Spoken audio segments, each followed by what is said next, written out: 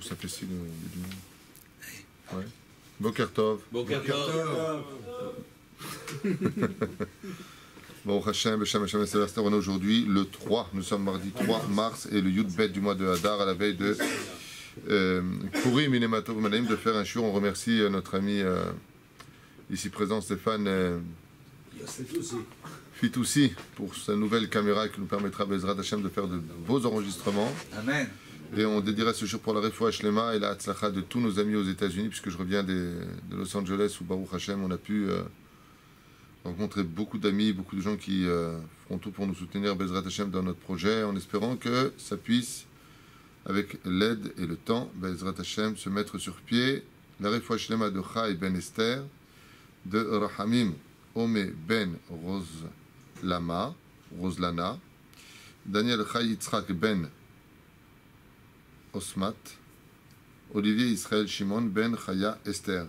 Et Bezrat Hashem, merci aussi pour son soutien, puisqu'il est de Belgique, si je ne m'abuse, et de là-bas aussi nous aide.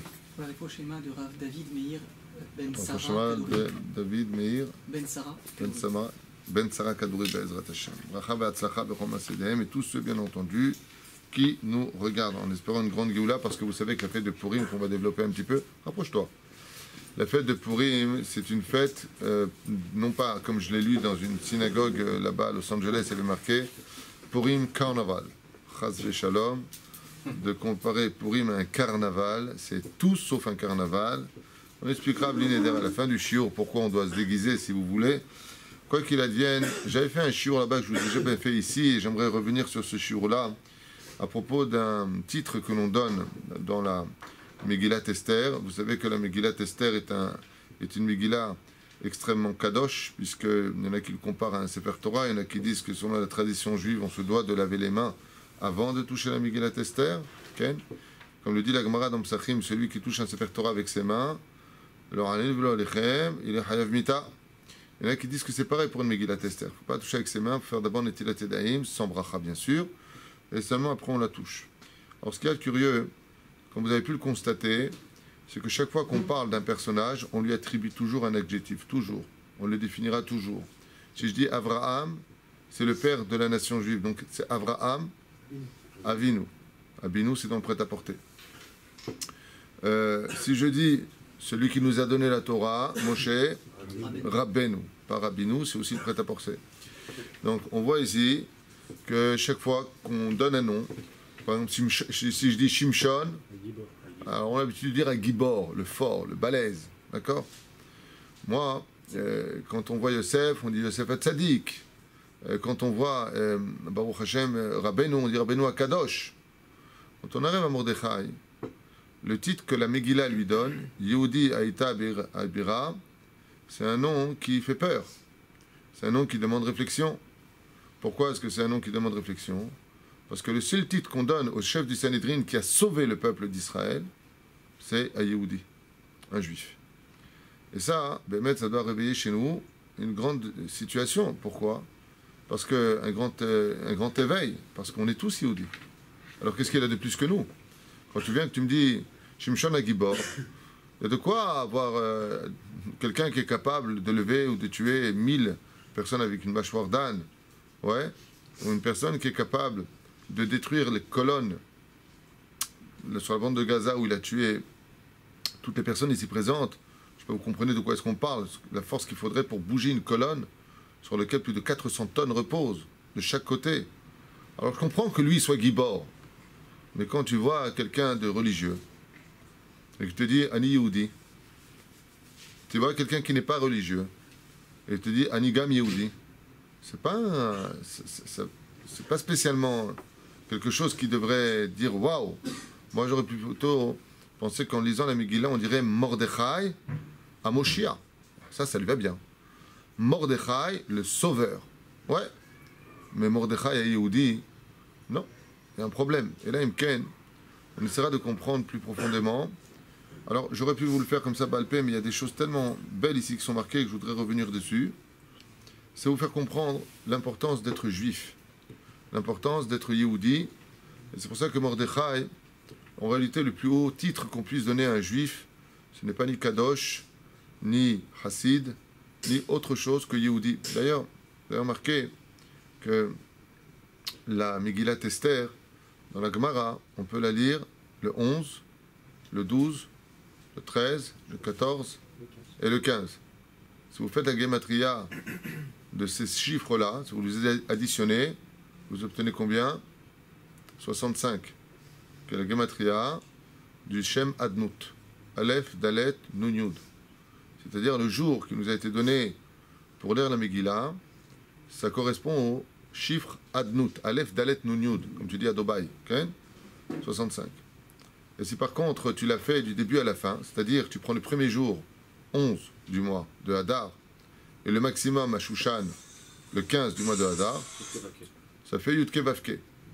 C'est-à-dire que tu prends les juifs les plus éloignés, ceux qui sont 11, que ceux qui arrivent, vous allez comprendre pourquoi le chiffre 11, au 15 qui est Yudke, les plus élevés de tous, on voit que du premier jour jusqu'au dernier jour, on peut lire la Megillat Esther pour ceux qui sont au Kafroma, Bimei Yoshua bin Nun, de ceux qui ont une muraille, 11 et 15 égale 26. C'est-à-dire que le Dieu d'Israël se trouve pas chez Dafka, ceux qui se trouvent dans Yudke, mais il peut se trouver aussi sur ceux qui se trouvent dans Yud Aleph. Et c'est quoi ce Yud Aleph dont on parle? On va voir ensemble. La Gemara dans Masechet Chulin, à la page 139 à Moudbet, elle demande d'où est-ce qu'on apprend Mordechai. D'où est-ce qu'il vient ce nom de Mordechai? Et la Gemara de répondre, comme le traduit d'Eronkelos dans son expression, Mera Dachia, ça veut dire quoi? Mera Dachia, un homonyme de Mordechai. Mordechi, c'est quoi Mordechi? Mor, c'est les encens. Et pour faire les encens dans le Beth Amikdash, combien il fallait de Ketoret? 11. Seulement là-bas, dans la Ketoret, il dit comme ça, nous avions l'habitude de prendre des encens aromatiques, pilés ensemble, qui produisaient un excellent parfum, qui devait d'ailleurs ce jour-là être pilé plus qu'à l'accoutumée. Comme c'est marqué dans la Masechet Yoma, page 39 à Moudbet, il raconte que les femmes de Yericho n'avaient même pas besoin de se parfumer, tellement elles étaient fortes. Maintenant, c'est vrai que la Helbena avait une particularité, c'était une des encens, c'est que cet encens-là sentait extrêmement mauvais. Et c'est elle qui donnait tout le goût aux autres encens. Donc Mordechai, c'est un juif qui a la particularité de réunir du plus mauvais au meilleur dans le chiffre 11. Peroucha Davar, la Helbena, c'est quelque chose qui était mauvais, mais qui, mélangé aux autres, donnait toute la splendeur aux autres. Alors c'est sûr que, imaginez qu'un juif se trouve pas top. Il sait à peine étudier des Mishnayot en hébreu. Ouais. Et puis on le rentre à côté de quelqu'un qui est illettré, qui n'a jamais étudié. Qui est le prof? Celui qui connaît à peine les Mishnayot. Pourquoi? Grâce à celui qui est en dessous de lui, il peut plus briller. De la même façon, quand vous voulez peindre votre maison en blanc, on ne prend jamais un pot de peinture blanche. Jamais. Qu'est-ce qu'on fait? On achète un pot de peinture blanche et on achète aussi un petite bouteille de peinture noire. Excuse-moi. Noire. Pourquoi?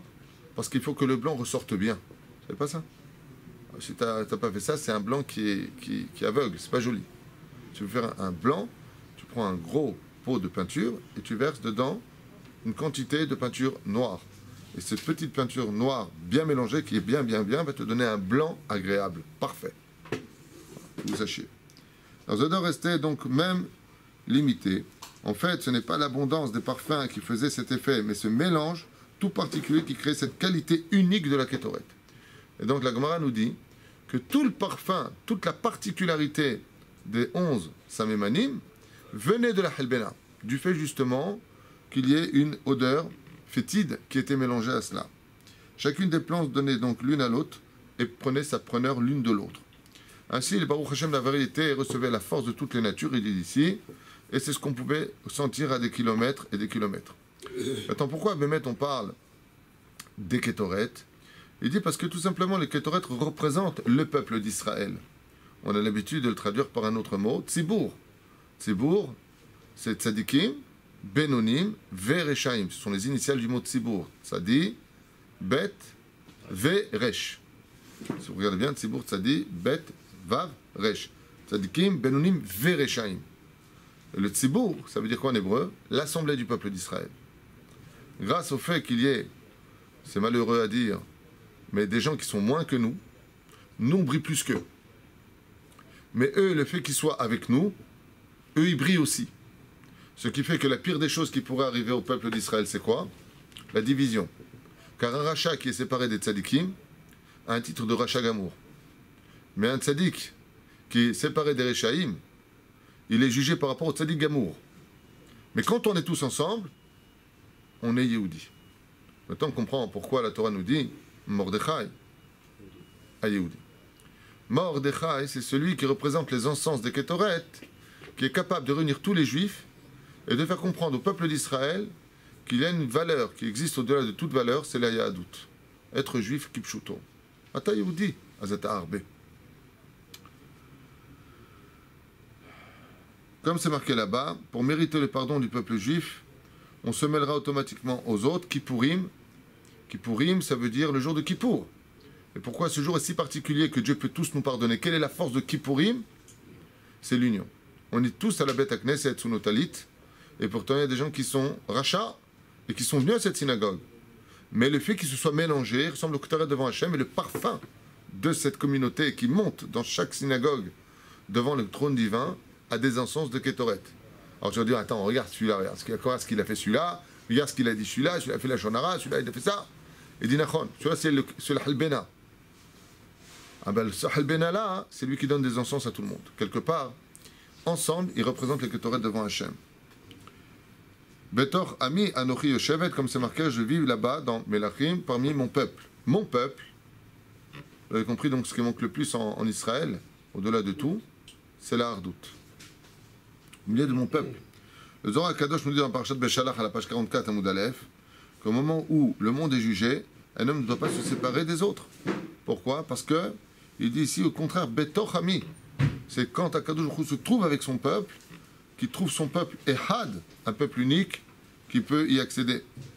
Mordechai, lui, par contre, à propos de l'accusation qui a été portée contre le peuple d'Israël, qu'est-ce qu'il a dit lorsqu'Aman vint proposer à Hachvérosh son plan d'extermination du peuple juif? Regardez comment Aman était rachat. C'est marrant parce que Hitler, Yimachimov Zechro, qui est la réincarnation de Aman, quand il a voulu détruire le peuple juif, il n'était que la définition de Aman. Seulement Aman, il se différencie d'un autre système.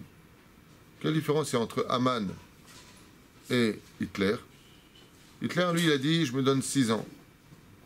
Je me donne 20 ans. Je ne suis pas pressé. Je veux tous les exterminer. Mais Aman, il veut faire quelque chose d'unique dans l'histoire. En un seul jour. La main. Beyom Ehad. En un seul jour, Aman. Au cas où ça ne marche pas, que les Juifs n'aient pas le temps de savourer leur victoire. C'est pas tout à fait ça. C'est dommage, ça avait bien commencé.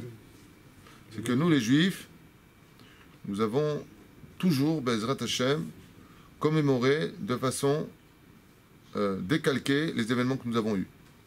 Si par exemple, nous avons eu 7 jours pour sortir d'Égypte, nous avons 7 jours de Pessah. Si nous avons eu un jour du don de la Torah, il y a qu'un jour de Shavuot. Quand il y a eu 8 jours de miracles pour Hanouka, on a 8 jours de fête. Pour ne pas que, si ils perdaient la guerre, ça ne marche pas, les Juifs puissent commémorer une longue fête, il a dit, je vais donner une autre guerre, celle du jour.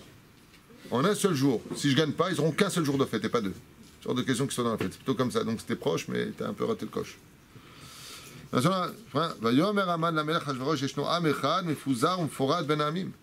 Et c'est ce qu'il dit, il existe une nation. Regardez ce qui dérange le plus.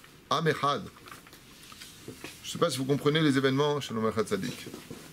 Aman Aracha, je ne sais pas si vous comprenez les événements. Aman Aracha, il dit, il y a une nation. Et c'est ce qui dérange le plus. Quel est le problème? Dispersé et divisé parmi les autres nations. Ça n'existe pas une nation divisée et dispersée. C'est plus une nation, c'est des communautés. Ici, vous avez un enseignement qui est vachement d'actualité. Il existe une nation qui est divisée. La première chose que voit Aman comme étant l'ennemi de tous les plans machiavéliques des nations du monde, c'est que Israël puisse exister en tant que nation. D'ailleurs, vous voyez que jusqu'en 2015 de l'ère vulgaire, nous sommes Pourim. Ouais. Demain soir. Demain soir, autant pour moi. Ouais. La seule chose, alors qu'il y a des milliers de personnes qui crèvent de faim, que Daesh coupe les têtes, que l'islam envahit l'Europe, que punaise, mais occupez-vous de vos affaires. La seule chose qui intéresse les nations du monde, c'est qu'Israël ne soit surtout pas une nation. Le problème, c'est qu'il n'y a pas que les nations du monde qui s'inquiètent de ça. Il y a même des juifs religieux qui s'inquiètent qu'Israël ne soit pas une nation sur la terre d'Israël. Il ne faut pas monter en Israël. Omer Aman Aracha, Yeshpo Amehad, il y a une nation, un peuple, mais il est divisé. Il est divisé. Mfouzar. Et qu'est-ce qu'il veut dire par là? Il veut dire par là que quand le peuple d'Israël est divisé, donc automatiquement, les rachats accusent les Rechaïm, les tzadikim ne sont pas tzadikim, s'accusent eux-mêmes, il manque d'union. Donc quelle est l'antithèse, l'antidote du problème? Et c'est marqué comment? Dès que le décret est dévoilé, qu'est-ce que dit Mordechai à Esther?